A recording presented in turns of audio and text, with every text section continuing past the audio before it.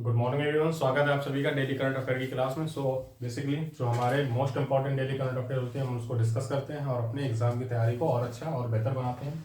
सो आज के जो हमारे डेली करंट अफेयर होंगे उन पर डिस्कशन करेंगे। ज़्यादा नहीं, आज आपके 7 से 8 क्वेश्चन होंगे। और वीडियो अगर अभी तक आपने लाइक नहीं किया तो लाइक जरूर करें, वीडियो को पूरा देखें और समझें चीज़ों को। जो फीडबैक हो अपना कमेंट बॉक्स में जरूर दें और बाकी चीज़ें आपकी और अच्छी हो, आपका दिन आज का अच्छा हो, यही मैं आप सबके लिए प्रे करूंगा। और देखते हैं पहला क्वेश्चन आज का क्या है। पहला क्वेश्चन है आपका सीआरपीएफ रेजिंग डे।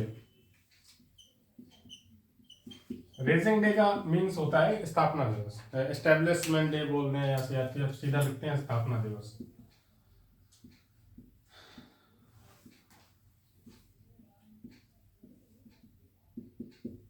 तो सीआरपीएफ का स्थापना दिवस कब मनाया जा रहा है? इसका स्थापना दिवस मनाया जा रहा है 19 मार्च को।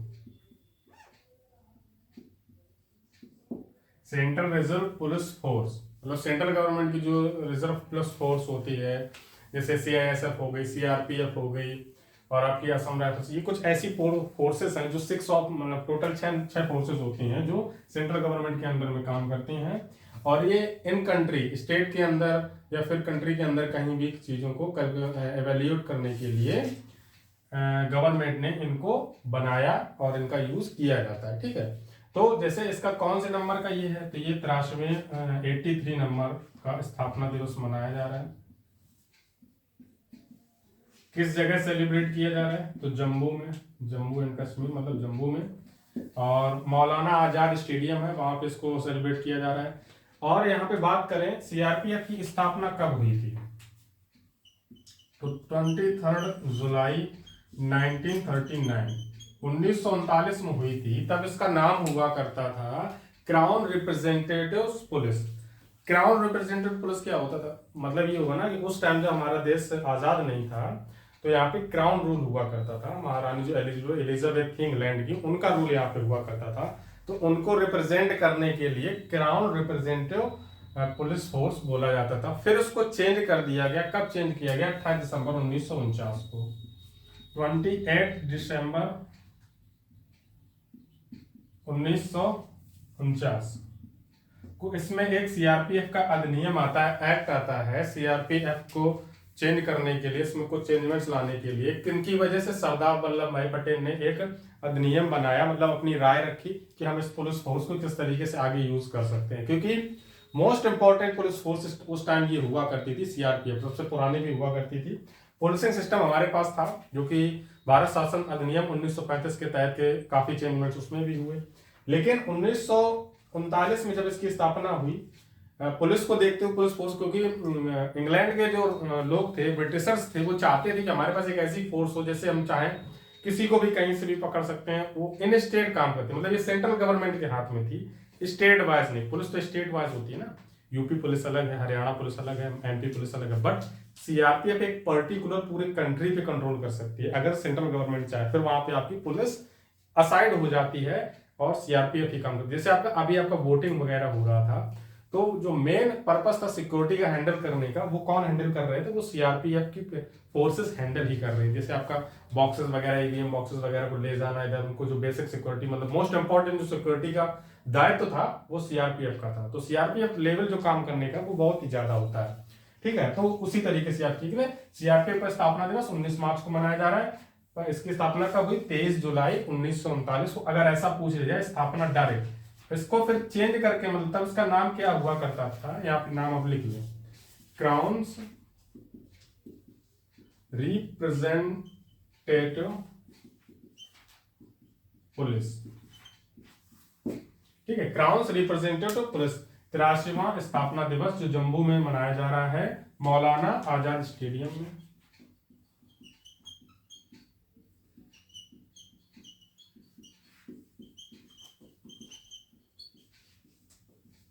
ठीक है, ये आपका हो जाएगा क्वेश्चन इस तरीके से। चाहे तो नोट करें, फिर आते हैं अगले क्वेश्चन पे। इसको इरेज करना पड़ेगा अभी।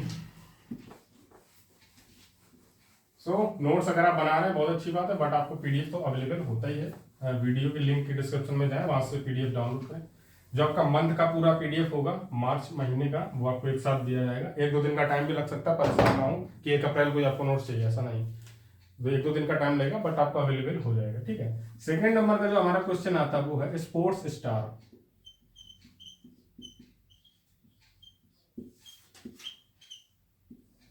स्पोर्ट्स स्टार तो आपके जो नीरज चोपड़ा हैं, जो गोल्ड मेडलिस्ट रहे अभी टोक्यो ओलंपिक के टाइम पे भारत की तरफ से, उन्होंने जो क्या बोला जाता है भाला फेंक, उसको इंग्लिश में जेवलिन थ्रो बोला जाता है, जेवलिन थ्रो की कैटेगरी में उन्होंने इंडिया की तरफ से गोल्ड मेडल जीता। तो उनको स्पोर्ट्स स्टार एक ये अवार्ड होता है जो दिया जाता है, मतलब एक स्पोर्ट्स कम्युनिटी है उसकी तरफ से दिया जाता है।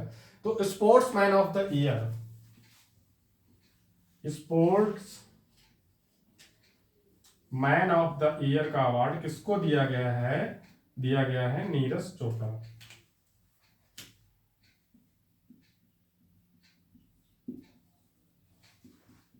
देन एक क्वेश्चन आपका और बन जाएगा sports women of the year. Gas करें कौन हो सकता है, अंदाजा लगाएं। मीराबाई चानू, इन्होंने सिल्वर मेडल जीता किसमें?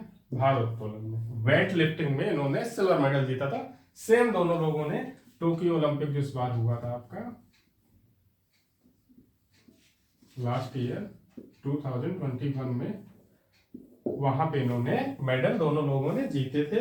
मीराबाई चानू ने सिल्वर मेडल जीता, नीरज चोपड़ा ने गोल्ड मेडल जीता था, जिसकी वजह से इनको ये अवार्ड दिया गया स्पोर्ट्स स्टार, इसको कैटेगरी बोला जाता है। इसमें sports man of the year Neeraj Chopra, sports women of the year Mirabai Chanu. Clear हो गया होगा? ठीक है, अगला आपसे 3 क्वेश्चन डायरेक्ट है। जैसा कि आपका पिछला क्वेश्चन कल की वीडियो में आपने देखा होगा, विश्व वन दिवस मतलब वानिकी दिवस बोला जा रहा था, फॉरेस्ट डे, तो उसको भी मैं इंक्लूड करके चलूंगा। तो इसको इस तरीके से देखते हैं, विश्व वन दिवस, ठीक है, विश्व जल दिवस, ठीक है, विश्व कविता दिवस,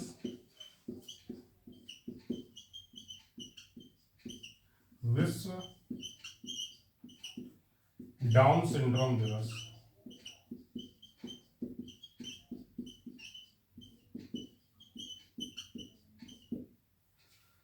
इस तरीके से आपका क्वेश्चन बन जाएगा। तो आपका यहां पे देखेंगे हम कि विश्व वन दिवस हमने सेलिब्रेट कब हम कर रहे थे? 21 मार्च को। विश्व जल दिवस इसके अगले दिन हम सेलिब्रेट करेंगे। पहले पेड़ हमने लगाया, फिर हमें उसको पानी देना, तो हम अगले दिन सुबह गए, हमने फिर उसको पानी दिया, तो 22 तारीख को पानी हम देने गए, 22 मार्च हो गया। मार्च के मंथ में ही होता है। ठीक है, अब ये दोनों क्वेश्चन आपके अलग हो जाते हैं, ये दोनों सेम होते हैं। जल थल वायु का होता है जो 21, 22, 23 बोल दिया जाता है। 23 मार्च को आपका एयर पॉल्यूशन डे भी मनाया जाता है, बट अगर वो इंक्लूड आप करना चाहे तो कर सकते हैं, लेकिन 21 और 22 ये दोनों मोस्ट इंपॉर्टेंट हो जाते हैं। आपका वन दिवस और जल दिवस जरूर पूछा जाता है, और विश्व कविता दिवस और डाउन सिंड्रोम दिवस ये आपके दोनों ही सेम 21 मार्च को मनाए जाते हैं। 21 मार्च को। अब जल दिवस के बारे में अगर आप जो और जानना चाहें तो ये हो सकता है कि 1992 में रियो डी जेनेरियो में जब वहां पे अर्थ समिट हो रहा था, पृथ्वी सम्मेलन हुआ था, प्रथम पृथ्वी सम्मेलन 1992 में रियो डी जेनेरियो में, तो वहां पे ये विचार रखा गया, ये विचारधारा रखी गई कि हमको जल दिवस मनाना चाहिए, जल को बचाना चाहिए, जल दिवस हम मनाएंगे। तो यहाँ पे पहली बार बात कब चली? तो 1992 में नींव रखी गई। फिर इसका जो थीम है इस बार का विश्व जल दिवस का, थीम के बारे में बात कर लें तो इसका जो थीम है इसका काफी अटपटा सा है, लेकिन ध्यान दें थोड़ा, भूजल अदृश्य को दृश्यमान बनाना। भूजल अदृश्य को दृश्यमान बनाना, ये हो जाएगा। ठीक है, भूजल अदृश्य को दृश्यमान बनाना। विश्व वन दिवस, विश्व जल दिवस कब हो गया? 21 और 22 को। कविता दिवस आपका 21 मार्च को। विश्व डाउन सिंड्रोम दिवस 21 मार्च को। ठीक है, इसकी जो थीम थी मैंने बता दी। प्रथम बार इसकी नींव की बात कब चली? 1992 में रियो डी जेनेरियो में जब आपका अर्थ समिट हुआ था, पृथ्वी सम्मेलन जिसको बोला जाता है, वहां पे इसकी बात रखी गई थी, इसकी बात को बोला गया था। ठीक है, फिर इसके बाद आपका अगला क्वेश्चन आ जाता है,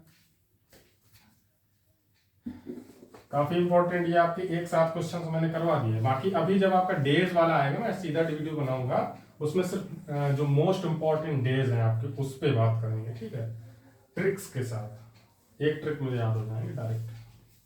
ठीक है, तो अगला आपका क्वेश्चन आता है जयंती घोष।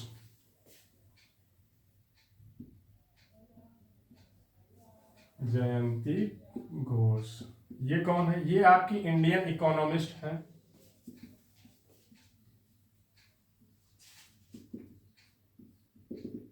ये इंडियन इकोनॉमिस्ट है जयंती घोष, एक महिला है, काफी प्रसिद्ध रही है भारत में, आप जानते भी होंगे, इनको देखा भी होगा अपने न्यूज में। तो इनको संयुक्त राष्ट्र सलाहकार समिति जो होती है उसमें शामिल किया गया भारत की तरफ से।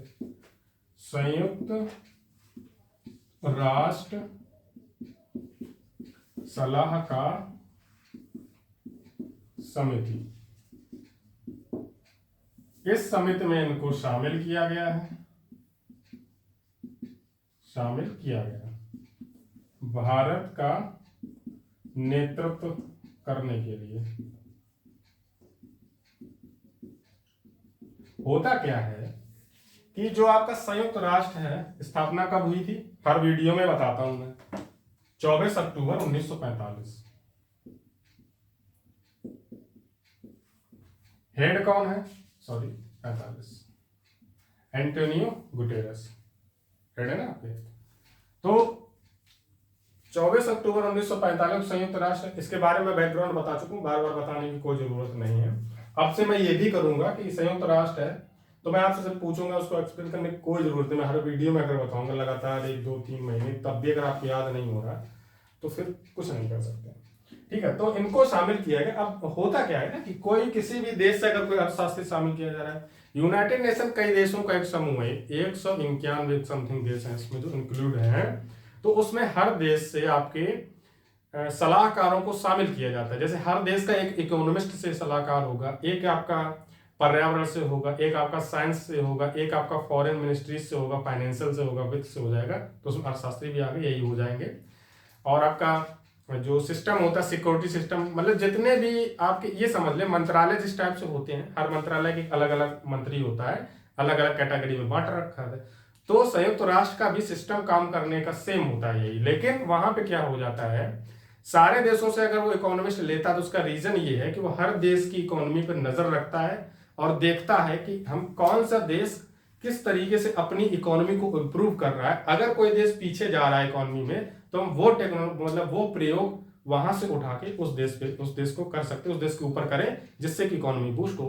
क्योंकि यूनाइटेड नेशन पूरे वर्ल्ड के लिए काम कर रहा है, वो एक पर्टिकुलर देश को रिप्रेजेंट नहीं करता है, तो उसको चाहिए फीडबैक, डाटा चाहिए। तो डाटा मिलेगा कहां से?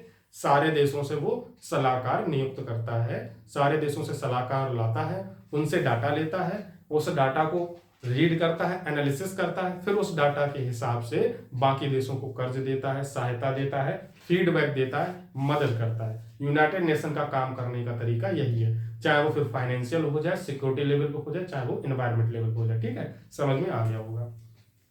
देन इसके बाद अगला आता है आपका लेमिटी। लेमिटी एक डिफेंस एक्सरसाइज है आपकी, किसके किसके बीच हो रही है?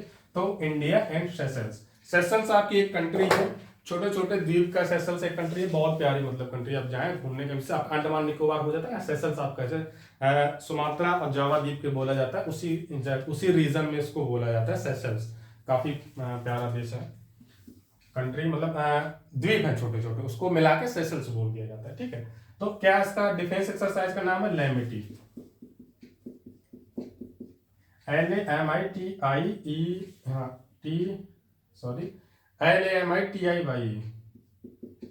थोड़ा कंफ्यूजिंग है इसीलिए मैं उसको गलत बताने का क्या ही मतलब है, आपको सही बताया जाए।